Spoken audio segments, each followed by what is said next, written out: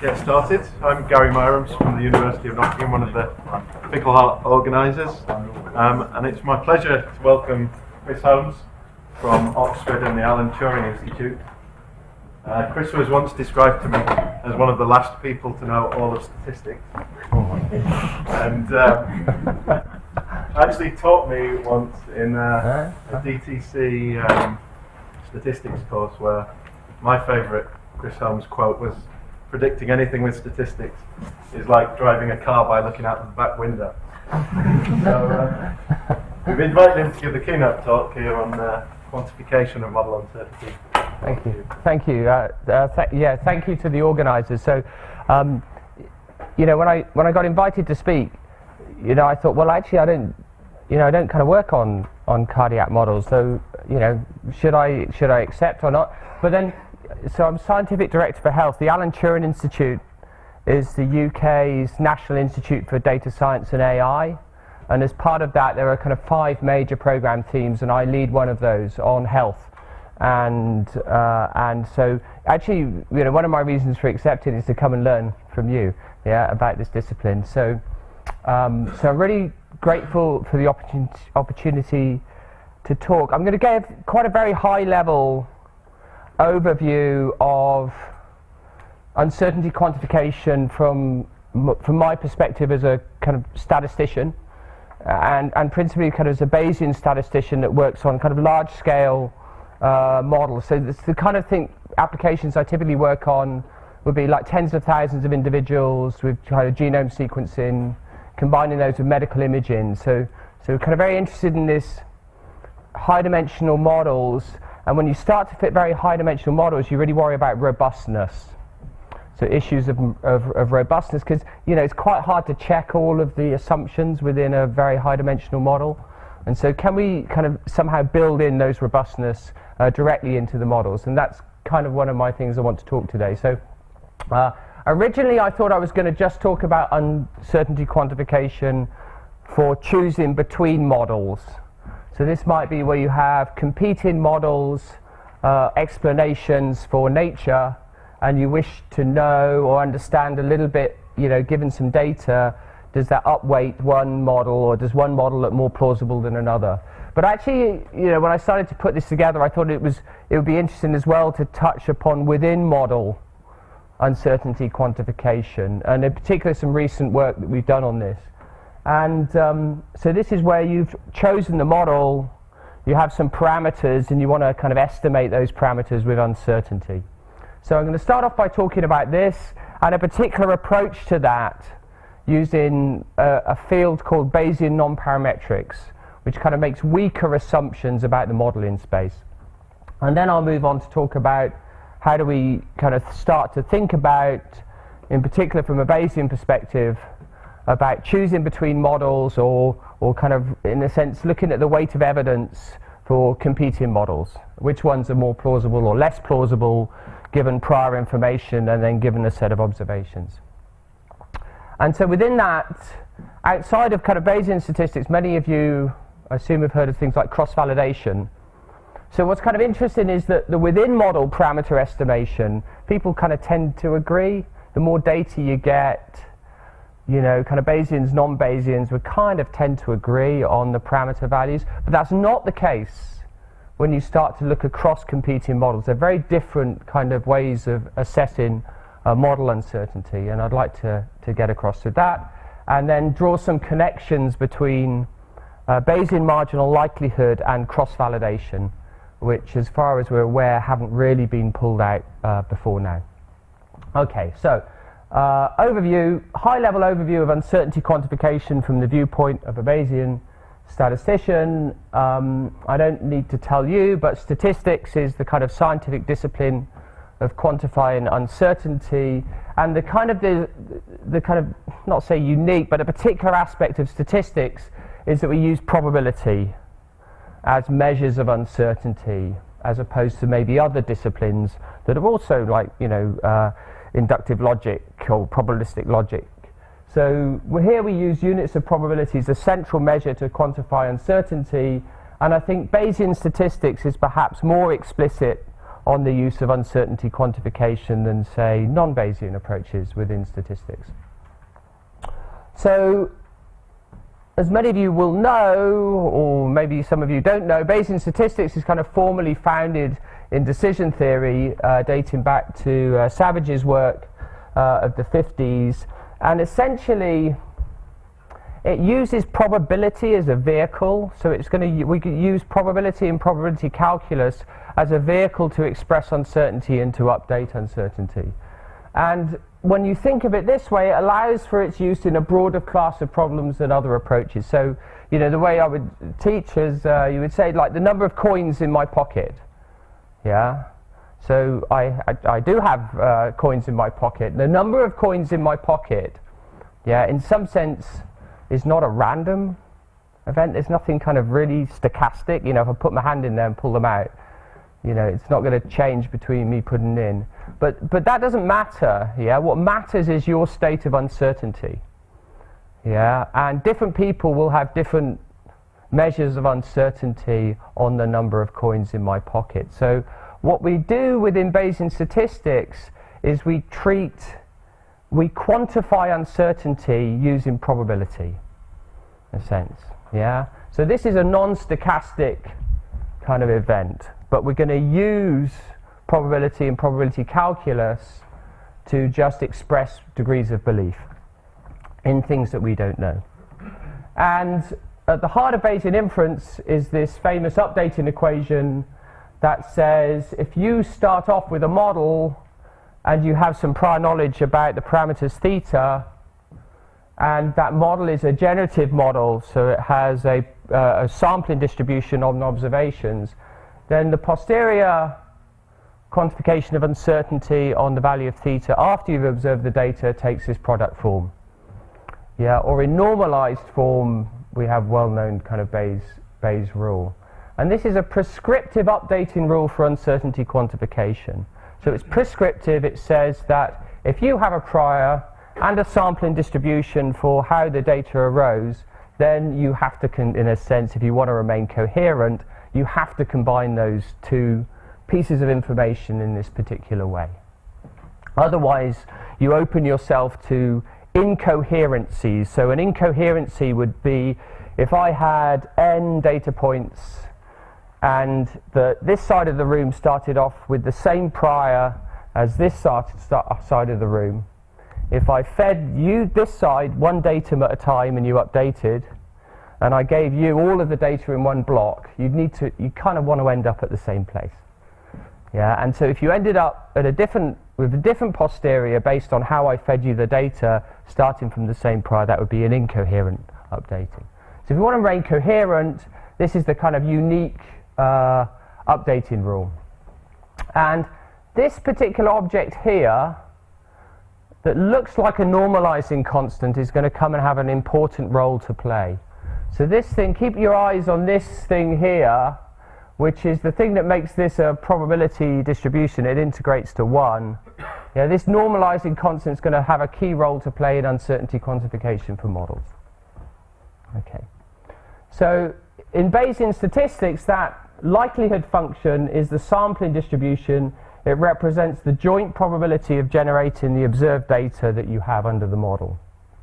And one way of thinking about that is if the observations are discrete, so we're going to take discrete value, then the likelihood of a particular value theta is just the probability that you would generate the observed data that you've seen under the model. So if I generated you a draw x prime from your model, what's the probability it would exactly match the data that you've got? And that kind of gives you the weight of evidence on this particular value of theta given the sampling distribution. And it's this kind of constructive argument that kind of underlies things like approximate Bayesian computation, which some, I presume, of you know of and work on.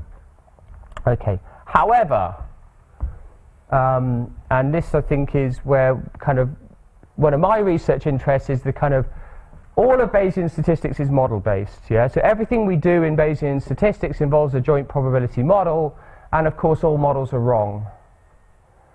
So you know, when you put those two things together, we kind of, I think it's interesting. What does this actually represent? Yeah. If I started with a prior and I gave you some data and you multiply the prior by the likelihood, and I get this object here, you know, if the likelihood isn't true, what's that? You know, what actually is that? What is that object? And how should we interpret statements of uncertainty arising from that object? Yeah. And I put this kind of thing, keep calm and carry on, because we submitted this to the work I'm going to present later on. We submitted to a statistics journal, and one of the reviewers came back and said, like, so what? You shouldn't worry, just keep going. Yeah, don't worry about the. But we did kind of worry about it. So what I'm worried about is, you know, what does this actually represent? Can I simply plug in this posterior distribution in order to make decisions? Should I get some more observations? If you're doing clinical trials, yeah, then this is an important object, because it would tell me, you know, what's the information gain that would arise from generating more data. Now, of course, you know, careful model checking, validation will alleviate concerns, but it seems acknowledging modeling assumptions is important and contextual. Okay. So here I just said this again. So Bayesian inference formally is predicated on the model being true. So what this says is that we can imagine, I want you to kind of conceptualize that there is some true underlying data generating mechanism. That's nature's model, yeah, by which is generating new data. And you have a model class which are parameterized by theta. And it is the case that there is no setting of your model parameters theta that actually would exactly match nature's true kind of generating distribution. Okay. And in a world where we are being asked to combine, say, heart modeling with medical imaging, with genomes in clinical trials, it's increasingly fanciful to think we have something close to a kind of a true model. So increasingly we're going to be using approximate models by design. Now, of course, you know, models are models, yeah, they're just simply models. And they're used to capture and distill salient features of the process. But formally, Bayesian statements of uncertainty are kind of predicated on this statement of a true model. And so we've been thinking about this and thinking about, can you do Bayesian update in the absence of a true model? So how would one do Bayesian updating if you start from a premise that the likelihood function is false? Okay. And the first thing to do is, well, what happens, you know, if you fit a incorrect model to data? Well, you know, what occurs? Okay, well, let's just look at this first example. So I have data, I have, say, n data points, and one thing I might do is I might just optimize my model. And one thing you could do is you could optimize it using something called the maximum likelihood estimate, or just put logs here to turn this product into a sum. So I just say theta hat, I'm going to set my parameters of my model to maximize the likelihood of observing the data that was observed under the model.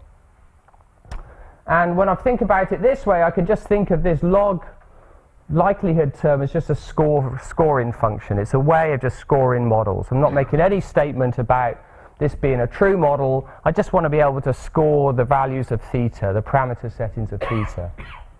And then it's perfectly valid for me to think about, well, this object on the left-hand side, you know, if the thing going in on the right-hand side is stochastic, you know, getting random draws of x, yeah, then what does that mean for this object on the left-hand side? So what are the properties of theta hat that occur without assuming that the data really comes from the model? Okay. These are all well-known results, and I apologize to many of you maybe who know this. So what happens is that as more data arrives, as you get more and more data, yeah, so you can imagine a case where, you know, your data set's increasing in size. Well, what's going to happen is that maximum likelihood estimate is going to converge to a point. Yeah? So the randomness is going to disappear, and you're going to converge to a point which maximizes the expected log likelihood. Yeah, so think of this, this is just an expectation with data coming from F0, that's nature's kind of sampling distribution, if there is one. Yeah, so you've got your data arriving out of F0, you're fitting this model, and if I just maximize the parameter, it's gonna end up at this point. And actually, for most Bayesian models, it's going to end up at the same point because the prior is going to get washed out. So as the sample size goes bigger and bigger, the prior has a relatively diminishing impact on the posterior, and so what's going to happen is that this posterior distribution on your parameters is going to get tighter and tighter until you end up with something close to kind of a Dirac at this particular point, theta naught. And what you will notice is that theta naught is kind of an interesting point in parameter space because it's the value that minimizes the Kullback-Leibler divergence between your sampling distribution and kind of nature's sampling distribution. Yeah. So here I've written it as you've got data coming from some generative process, F0x, you're maximizing your parameters, and it's going to end up as this under an infinite sample size. Yeah, this is just the kind of the discrete version of the previous expectation. So theta naught is going to end up at the value, your model is going to converge to the point that minimizes the KL divergence between the model and nature. And that's been well known since White's work on robustness of maximum likelihood estimation. So if this is the target, this is where you're heading, whether you like it or not in a Bayesian world. So whether f theta is true or not doesn't matter. Your posterior is going to converge to this point. Okay. And so if that's in some sense the target of inference, that's the point that you would return if you were given an infinite sample size, then let's think about the prior in that way. Yeah? So formally now, this object here, P of theta, I'm not going to think about this as some kind of true, prior beliefs about the true setting of the parameters.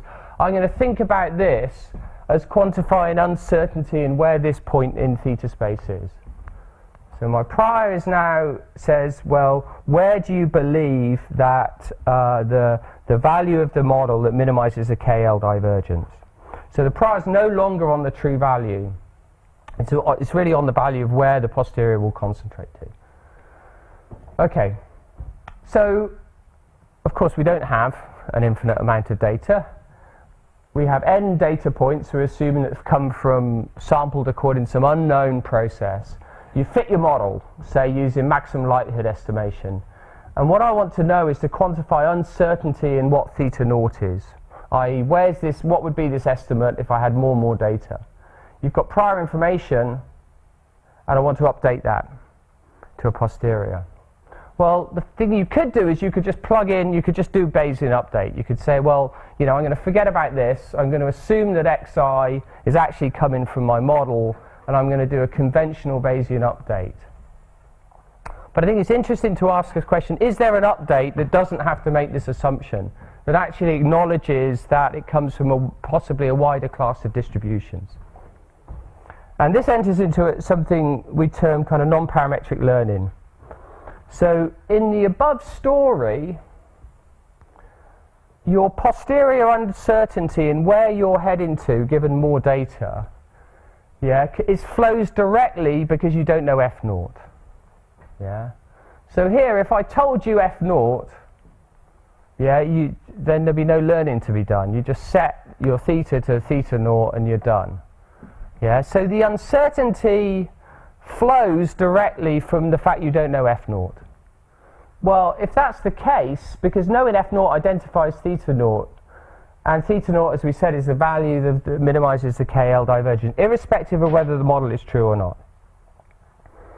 So in one sense, being Bayesian, what we could do, or should do maybe, is actually place a prior directly on the sampling distribution. Yeah? This is where the non-parametric field comes in. So we're now going to put a prior distribution, a broader class of distributions, on the space of all sampling distributions. Okay. So we're going to place a prior directly on the space of distribution functions f, and use that to propagate uncertainty down through to my model parameters theta. And that's the essence of non-parametric learning. Use a Bayesian non-parametric model for f, to train a parametric model. Okay. Because if I can simulate a distribution function from a posterior, if I can generate a posterior distribution over distribution functions, then I know exactly what to do. Yeah, so we're going to use the non-parametrics to learn about P of f given x, from which we will learn theta. Because given a sample from that posterior, there's no uncertainty in the value of theta. Okay. So if I could draw a distribution function over the space of over this posterior space of distribution functions, then I'd just fit my model. Bang! I'd just maximize it. I wouldn't worry about the uncertainty there. Given f, there's no uncertainty left in theta. Of course, there is uncertainty in theta because you don't know f. Okay. Now, repeating this operation over and over again, drawing f from the posterior, set in theta, drawing f, set in theta, then provides us with a sense of Monte Carlo set of values here. So this isn't MCMC. So MCMC, Markov chain Monte Carlo, would be, I assume the model's true, and I'm going to draw from my posterior. Here we're saying what we're going to do is model the distribution function, the unknown underlying distribution function, and then match the optimal model to each draw of the f. And those will characterize, in a non-parametric setting, the marginal posterior distribution. Now, there's a wide class of non-parametric methods out there, but the workhorse of that, or the cornerstone, is something called the Dirichlet process, which you don't kind of really, for the purposes of this talk, really kind of need to know. The critical point here is that there is a setting of the Dirichlet process, which means that although that posterior is over the space of all distribution functions, it only puts support, it's a degenerate form, it only puts support on the actual observations. Yeah, and this is going to allow us to get something called a Bayesian bootstrap out.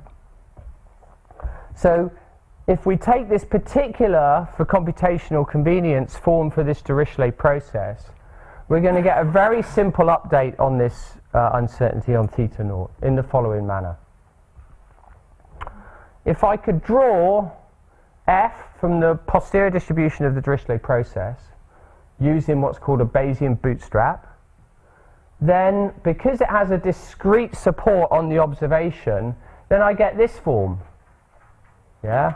And this looks, to me, looks really kind of interesting, because you're saying, well, now I've got a theta tilde j, and it looks like the one before, apart from this w. Yeah, and what these W's are is that they're Dirichlet distributed, so they're uniformly distributed on the simplex. They sum to 1, yeah, and they're uniform over the space of parameters that sum to 1, yeah, n parameters sum to 1. So these are stochastic weights. So this is just simply a weighted maximum likelihood estimate, yeah. Now the interesting thing is, of course, you can think of anything to kind of, well, you know, I could just do a randomized weighted likelihood, but doing it this way you get particular properties that will show about this thing on the left-hand side. So if we repeatedly redraw these stochastic weights and optimize, yeah, then I'm going to get some random things happening on the left-hand side, yeah.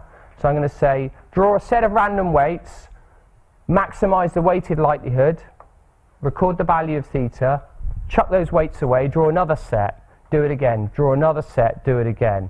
So each iteration, you're doing a weighted maximization step. And what I hope to show you is, if you draw these weights according to a Dirichlet, you get very interesting properties on what the distribution of this left-hand thing is. These kind of maximum weighted likelihood estimates. Okay. This is actually goes back to a paper in the 80s by Newton and Raftery. Yeah.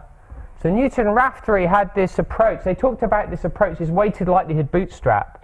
Yeah. It was a red paper in RSSB, which is one of the leading statistics journals. And it's fair to say it got a bit of a kick in. Yeah, so people, it's a discussion paper in statistics, so we have a great tradition in statistics. We invite people to give talks and then we really criticize them. Yeah? I'm not asking you to do that today, by the way. But, so what they did is they had this red paper But at the time, there were two things that why I don't think it went down so well. Firstly, they talked about this as an approximation to the Bayesian posterior. Yeah? So that was one thing, and the second thing, it came out just as MCMC, Markov chain Monte Carlo, was really kicking off. So people said, why would you want to do this when I can do an exact, update? I can do exact inference using MCMC. My argument is you don't want to do MCMC. You're fitting the wrong model, or you're not acknowledging the model's wrong. Whereas this thing here is doing something really interesting. Yeah, because it's not assuming that you have the true model. So this is just simply a randomly reweighted data maximization, yeah, where the weights are stochastic. And I say that it captures uncertainty in a really precise manner because the resulting uncertainty quantification that comes from those Monte Carlo samples has some really well-defined, some kind of optimal properties which wasn't picked up in this paper. Okay, and so I for time precludes, we've got a couple of papers on this, defining these properties. I'm going to whiz through this because of time. But firstly, what we show is that if you generate these samples here, yeah, so as the posterior gets tighter and tighter, yeah, both the Bayesian model, if you're updating using standard Bayesian statistics, Markov chain Monte Carlo, and you on this side are updating using this, you're both ending up at the same point. You're both going to end up at the point that minimizes the KL divergence. Yeah? But the uncertainty quantification that comes from updating here is going to have exact coverage, frequentist coverage, whereas if you're updating using Bayesian models, it ain't. Yeah? And perhaps the simplest thing would be, imagine you're trying to learn the parameters of a Poisson distribution. Yeah, so you've got one parameter model, Poisson counts. Suppose that the data is over-dispersed. Yeah, if the data is over-dispersed and you fit a Poisson model, you kind of think you've got more information that you want than you actually have, because there's actually more randomness in the data. And if you update using a Poisson likelihood, the posterior intervals are going to be too tight. Yeah, and equally, if the data is under-dispersed, there's actually more information in the data. You're kind of learning too slow. And this is self-correcting. This thing, it's self-correcting because of the bootstrap nature that doesn't assume that you have the true model. So we have a couple of theorems in the paper, one of which shows, if this means anything to anybody, then good. So it says you obtain something called the sandwich covariance matrix estimation, which means you get the correct kind of credible regions in terms of a frequentist setting out of the estimator by using this way. And the other thing is we show it predictively dominates. So if I take that bag of thetas that I've done using this stochastic reweighting and I make predictions and I score those predictions by a kind of information criteria, using the bag of samples from the weighted does better than doing standard Bayesian updating with MCMC, and provably so. So asymptotically it dominates the standard Bayesian posterior. But hold on a second, so far there's nothing kind of really Bayesian about it, which is another reason why the paper, people didn't really like it. It said, well, it's a first order approximation. There's no prior here.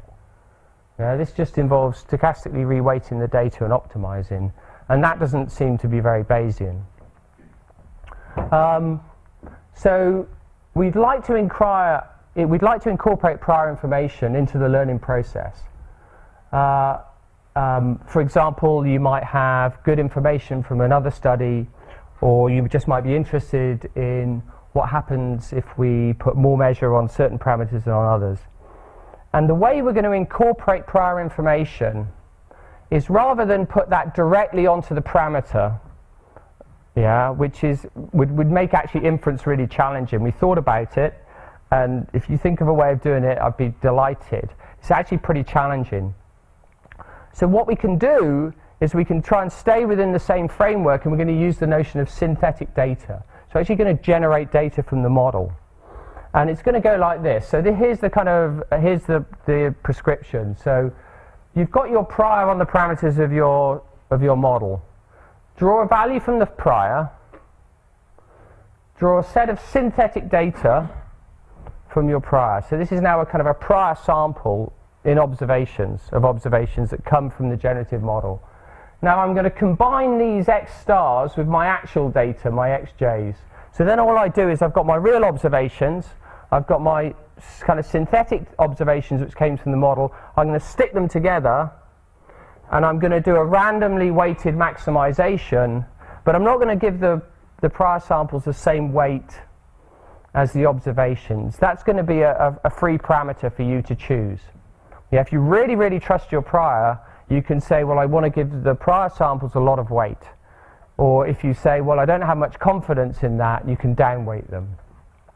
And so then what happens is that this then maximization, this weighted maximization step becomes an optimization over the n data points that you've observed, which have these random weights, plus pseudo or synthetic observations, which are also involved in the maximization, and C kind of characterize a relative sample size. So you can think of C as said, how much relative weight do I want to give? You know, is it like, would I trade my prior synthetic samples for 2 observations? Yeah, well, if that's the case, set C to be 2. Yeah. And that's a prescriptive argument. So we've got a prescriptive way of generating these from the posterior. And of course, if you've got, you can think about this, if you've got no data, so if n is actually 0, you're going to get back your prior. Because you're going to generate a theta from the prior, you're going to generate a large amount of data from that parameter theta, and then you're going to learn the value of the theta that generated the data, and it's just going to give you back that value. So it's got the property, the nice property that, you know, without observations you get back your prior. Okay. So here's the algorithm, and the other thing to note is that it's trivially parallelizable. So that's another kind of another kind of potential or feature of this approach, is that if you've got multiple cores, yeah, you just parallelize it. So it says I've got a data set x1 to xn, and I'm going to set this kind of number of synthetic prior samples to be t. Yeah, something large, reasonably large. Then for I equals 1 to capital B, do this in parallel. Yeah, draw prior synthetic samples from your prior onto, so i.e. draw a theta, draw the samples. Generate a set of stochastic weights from this Dirichlet where you've got uniform on the first n points and then this C over T.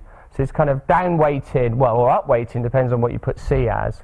It's down-weighting or up-weighting on the prior synthetic. Maximize, repeat. Okay. And what we've shown in the previous kind of technical on the theory is that if you do that, the things that come out of this bag of samples have really good coverage properties. Okay, and here's an example of it running. I'd never be able to do this. This was by a student of mine, Edwin, so I thank him for doing this animation. So let me talk you through it. It's the simplest possible model. Top left is a linear regression model. All I'm just trying to do is fit a slope and intercept through a set of points. Okay, and I've got, I don't know how many points I've got, 1, 2, 3, 4, about 10 points here. Yeah, on the bottom left is the Bayesian bootstrap. Yeah, and the heights of those stalks is how much weight each observation is being given in the maximization. So every time I draw a weight of these, there's a maximization. There's no uncertainty. We just fit that line. Yeah, the best fitting line. Then we redraw the weights, and then we get the next line. Yeah, and you can see here. This is from a small run. Here's the posterior sample size after run it, and this little dot is the sample.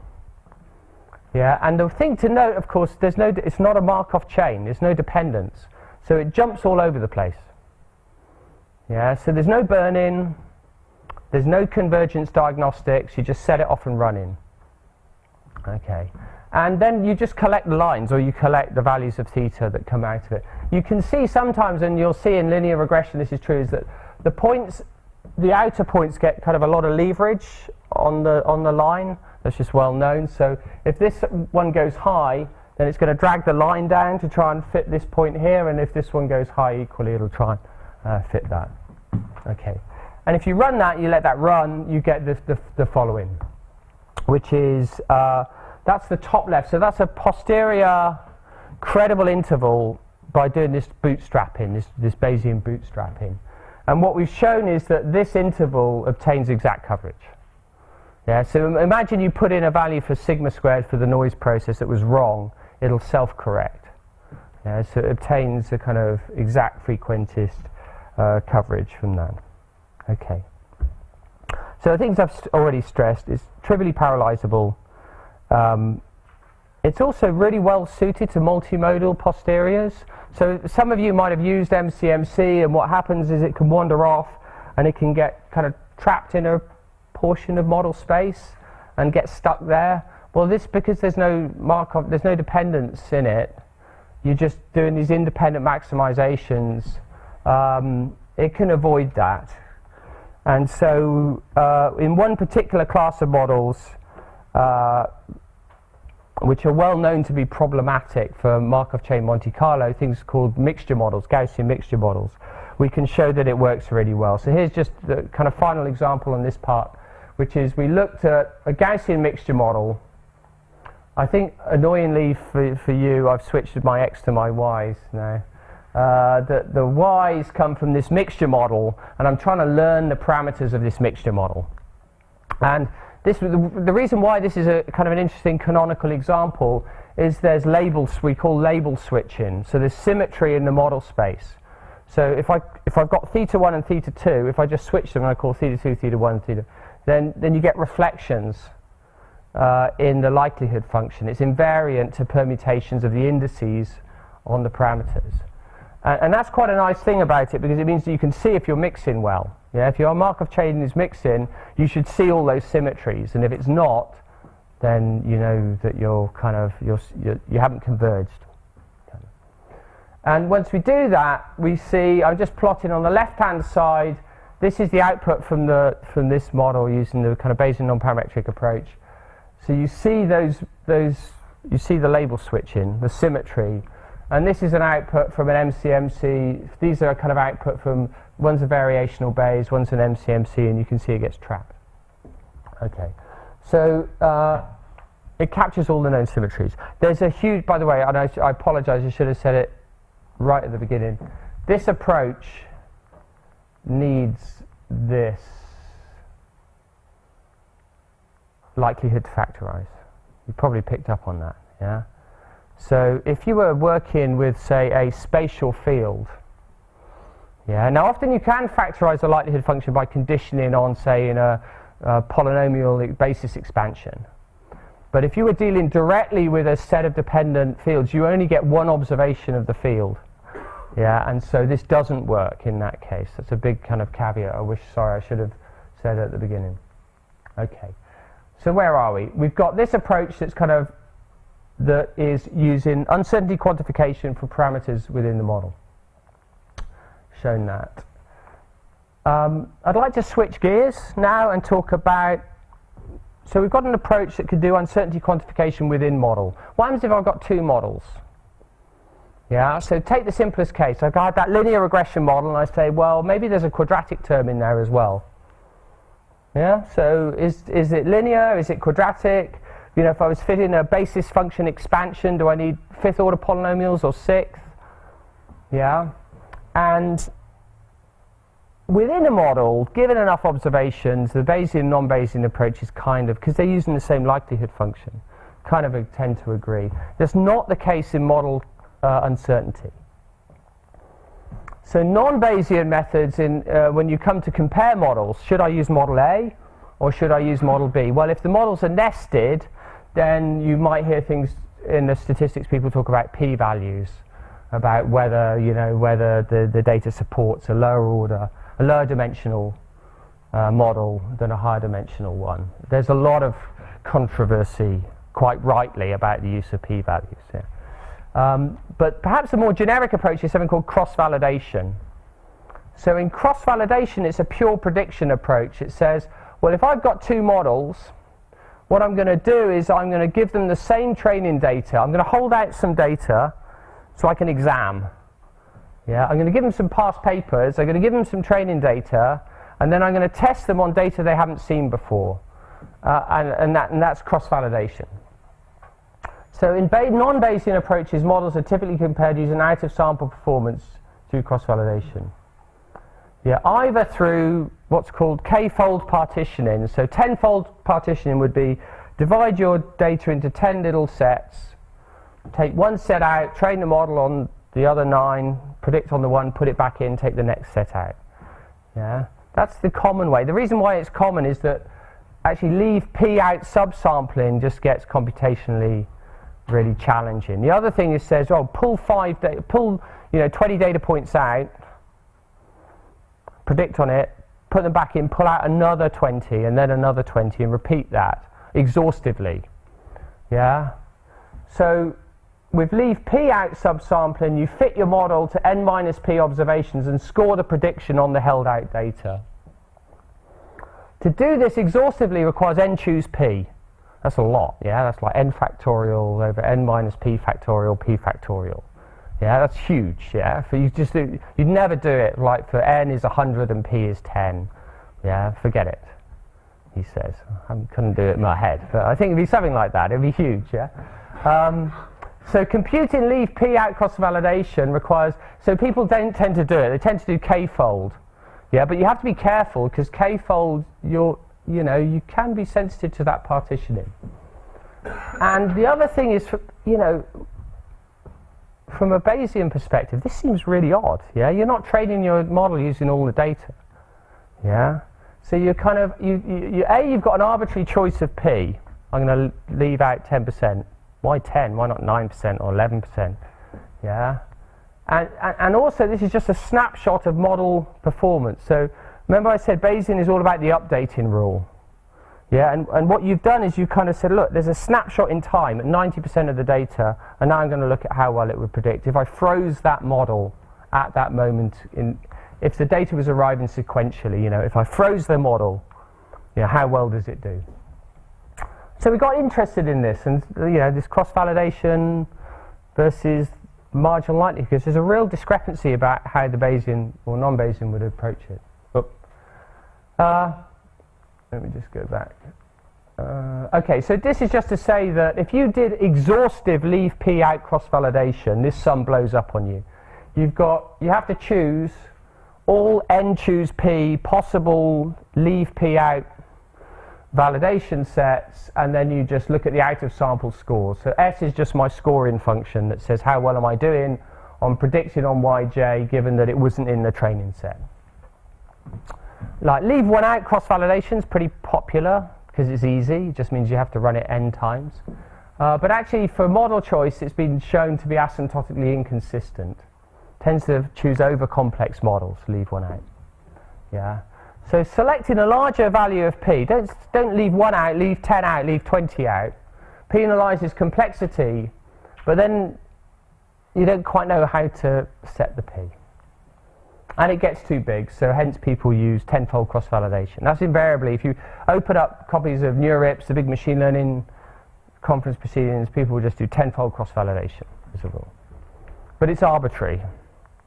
So what would you do as card-carrying Bayesians? You'd say, well, remember I said all of Bayesian statistics is model-based. Yeah? So everything you do pretty much in Bayesian statistics involves models. So the Bayesian approach is prescriptive. It says, well, your posterior beliefs, your weight of evidence on model M, if we're looking at polynomials, on this being the true or the most accurate polynomial level, is just the prior times the marginal likelihood. This is this unusual object here. There's no theta values in here. Yeah, and this is the marginal likelihood. So we can see if we say, well, I don't mind what's the order of the polynomial, then the posterior is driven by this right-hand side. And that marginal likelihood for any model is given by this equation here.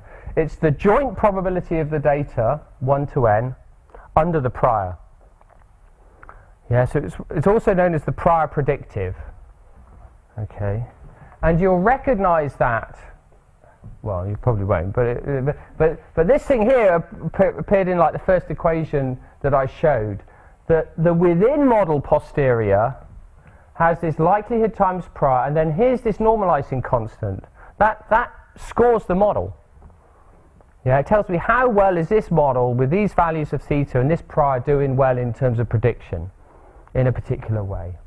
So the marginal likelihood represents the joint probability of the data, and that's how Bayesians in some sense that's how often models are scored. Yeah, according to this marginal likelihood. Don't use cross-validation. Yeah, use marginal likelihood. Now, this is a kind of a link to kind of what's a kind of an interesting connection between these two approaches. So actually what we're going to show is that cross-validation and marginal likelihood are implicitly linked. Yeah, in a kind of quite an interesting way. And so the first thing to note is that this object here is a joint probability statement. So it's just a joint probability over n observations. Yeah, and from your Stats 101 or from your first year stats or probability, you know that you can factorize a joint distribution. So if I take a joint distribution of y1 to n, I can write it as a product of marginals. So I can write it as the marginal probability of P1 times the probability of P2 given P1, then P3 given P. And so the log marginal likelihood can always be factorized in this form. Yeah. So this is the kind of this is the evidence for the model, the weight of the model. And it has this form, from I equals 1 to n, these kind of series of predictives. Okay, so Phil David is a kind of a well-known Bayesian statistician, kind of characterized this as something called a sequential score. You've got this predictive sequential, yeah? So I look at how well you're doing predicting the next observation as I feed in another one. Yeah, so n observations, you do these one step ahead predictions and you sum that score. And that just arises, that's just a simple, arises from a, you know, Stat 101 factorization of any joint probability distribution can be written in this way. Now, the key insight here is that this is true for any permutation. Yeah, it doesn't matter if I do 1 to n, n to 1, 1 to 10, and 11 to 12, 18, 13. Yeah, it doesn't matter. Any permutation of those indices will give me the same score. That's kind of, when you think about it, that's kind of remarkable. It says if I've got my model, imagine your polynomial model, I could fit in all the data points at the bottom. So imagine, you know, you've got your y up here. I just fit in all the lower values and start increasing them. Any order will finally give me the same model score if I add up the predictions. Yeah, it's kind of unintuitive, I think. But anyhow, it follows directly from that. So if we consider this thing here, this predictive, one step ahead predictive, as just a score, then something really interesting happens, which is what we can show is actually Bayesian marginal likelihood is nothing more or nothing less than cross-validation. Yeah, but it's cross-validation averaged over all p. Yeah. So this log marginal likelihood I can write as the sum. Actually, there's an n term that cancels, so it's actually the average. It's the average cross-validation from leave 1 out, leave 2 out, leave 3 out, leave 4 out. Yeah. Now that's even bigger than n choose p, because we're averaging over all p and all subsampling within p. Yeah, which seems kind of strange. So log marginal likelihood is nothing more, nothing less than average cross-validation. But in a particular way, you're going to average across p, give an equal weight. So leave 10 out gives the same weight as leave 20 out, leave 5 out. And it follows from that invariance, the fact that you're invariant to any permutation. And here's a kind of just a little insight. Imagine a matrix Z which has n factorial rows. So every row has a different permutation of the indices. Yeah, so the top row has 1 to n. The next row, I'm just going to switch the first two, 2, 1, 3 to n, next one. And if I keep permuting the data, I can do that in n factorial ways. So that this row, each row, there's n factorial rows, and I've just written there are n columns where I've just looked at the log predictive, 1 point ahead predictive, given what's in the previous, what's in my row. So if I go to the kth row, I just keep looking behind me, making a prediction. Now, what we've just shown, or what you've done if from your Stat 101, is you know that these row sums all equal the same. Yeah? Because if I sum the rows, that's just the factorization of a joint probability statement. So all the rows sum to the same. So if we're going to sum the rows, I can just sum the columns. And that's where you see the insight, yeah? So what I can write is I could write this log marginal likelihood as an average over all possible, well, they're all equivalent, yeah? I could write it as the average over the n factorial ways of permuting my data. Yeah, and then if I can do that, I can just, I'm going to actually now sum the columns. And if you look down a column, so I'm going to go to, say, the 5th column, yeah, what's it going to look like? It's going to look like all training sets of size 4 to the left, making a prediction on a sample, a single sample. But because of symmetry, all of the samples have the same number of observations in any row, in any column. So straight away, I mean, you can just see it. I mean, it's by inspection in a way, although we've got a proof by induction as well. So if you look down any jth column, it's like got a training set of size j minus 1 to the left, and we know all the rows sum to the same. So that means they're equivalent, and that just says that. That just says. So from this, when you're using marginal likelihood to score models, it's kind of magical, because you're saying you're actually using out-of-sample prediction across all the, if you know, all the, there's now even more, there's 2 to the n minus 1 at held-out data sets. Yeah, so remember I said if you chose P, which I wouldn't recommend, you've got n choose P, possible test set training sets. I'm now going to average over the P, and then you can see it's 2 to the n minus 1 because you've got an indicator on every point. It could be in the test set or not. So, and you've got to have, you can't put all the data in. So Bayesian marginal likelihood sums over the 2 to the n minus 1 possible held out data sets, and that's what it does. Yeah, it gives you insight into exactly what it does. And what's amazing is you could never do this 2 to the n minus 1, but it's obtainable as a single integral. So one integral over your theta space gives you all possible sums of the cross-validation score. But, so I'm just aware of time, there's something also this shows. When we look at it like this, that Bayesian marginal likelihood is just the average cross-validation score. What's this n term? This is leave everything out. Yeah.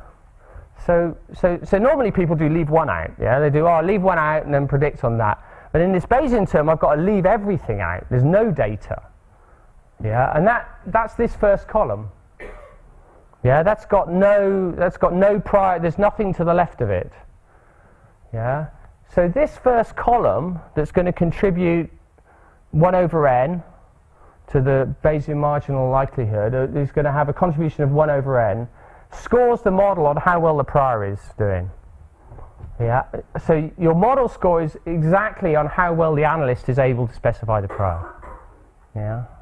You may not be worried, but you might be worried. And so, and actually this underpins something, so for the Bayesian statisticians will know something called about the Linley-Bartlett paradox, which says if you're looking at model uncertainty, don't put, well, you shouldn't, people would argue you shouldn't do vague priors anyhow.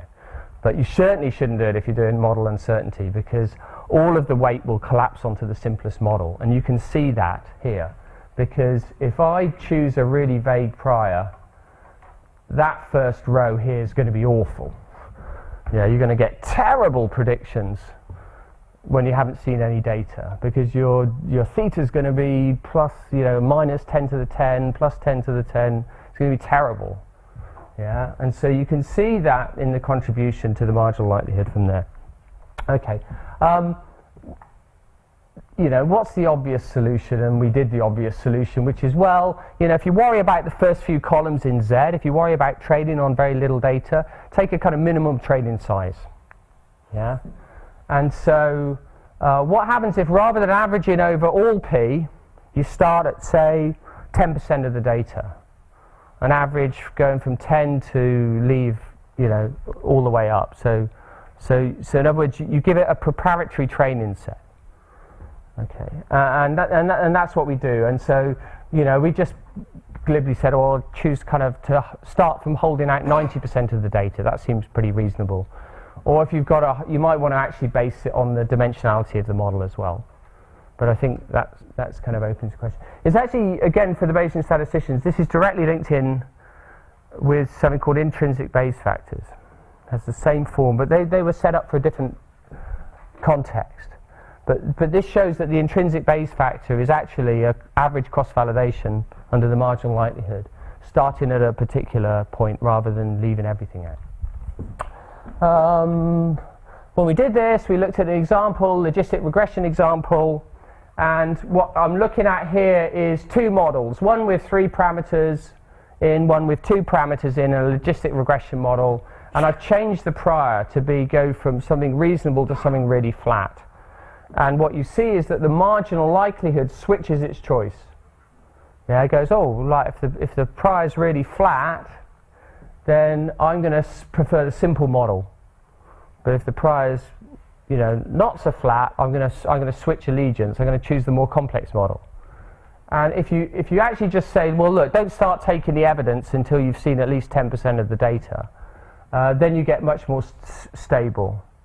Yeah, if you look at the within model, this is the results on the parameter of interest fit with these 2 priors.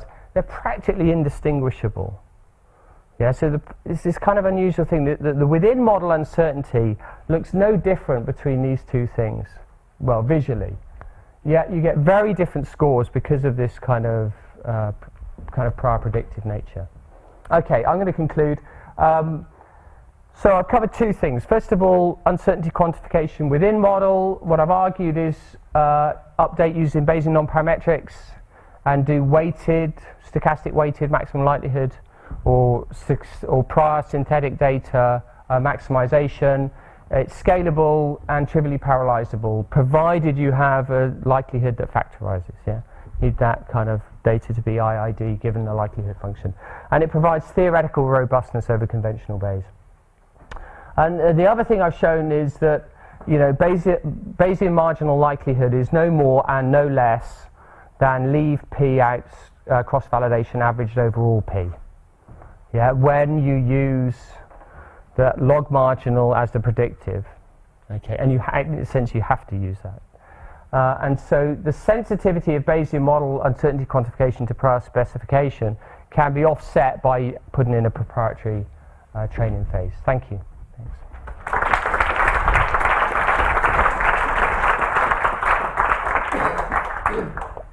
Any questions? A very nice overview talk, and so you discussed the similarities or the conceptual understanding of the marginal likelihood in terms of these averaged p leave out cross validations, and said, okay, with the marginal likelihood, what you could actually do with something over all the different k's, and then the marginal likelihood is sort of notoriously difficult to compute.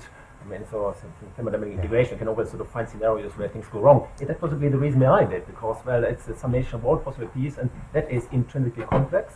And second question, could you say that using that method could give you a practical alternative to something like thermodynamic integration to compute the marginal likelihood differently via these p leave out cross validations? Yeah, I mean, so the question on the computation side, so one thing you could do is just try and work directly with this, because these involve one-dimensional predictives, whereas the standard marginal likelihood requires an integration over the d-dimensional parameter space.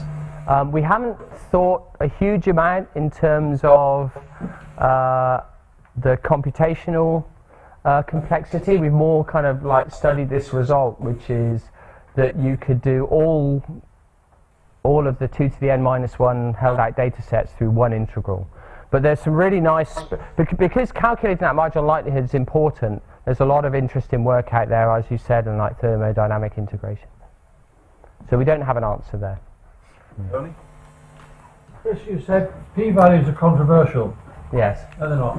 American Statistical Association 2 or 3 years ago got together a broad spectrum of statisticians from all colours and all persuasions, and they agreed on a joint statement Yep, I know. P-values are not acceptable. Yes, because they're misunderstood. I think, so the reason why I would say they're controversial is that the p-value, you all know this, so we won't get into a huge argument, the p-value as originally, or as specified by Fisher, is perfectly good. It was this idea of actually for model checking. It was never conceptualized as this formal test. By Fisher, it was like, look, I've got my model, now I just want to have a look, does it does it kind of fit the data? But what's happened, of course, is it got turned around via kind of testing, and then, I think the strongest thing is to say is the p-value is conditional on the null being true. Yeah, so the p-value is conditional on the lower dimensional model being true, hence it cannot be the totality of evidence. I agree with you.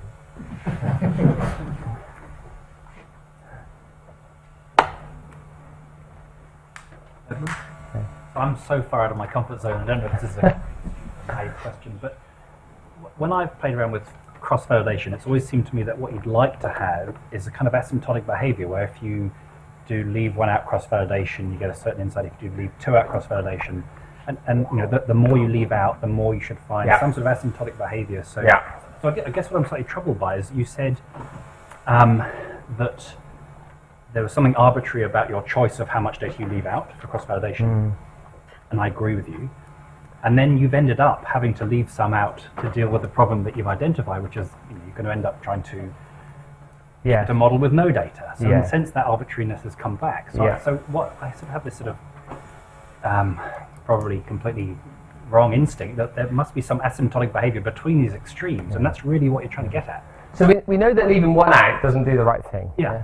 And leaving everything out is problematic because it becomes into the prior sensitivity. I think if you're, kind of in a sense a good Bayesian statistician and you've really thought carefully and put down your priors, then I'd say just take the marginal likelihood as it stands. But if you're developing a package that's going to be used by, worldwide, and everyone's going to be plugging in different types of things, then you need to think carefully. We are at the moment trying to prove that for this leave 10% out that grows, or X% out that grows slower than n, so something like log n, we think we can get hold of it to show that that's going to be consistent, but we haven't proved it yet. But that's the next step.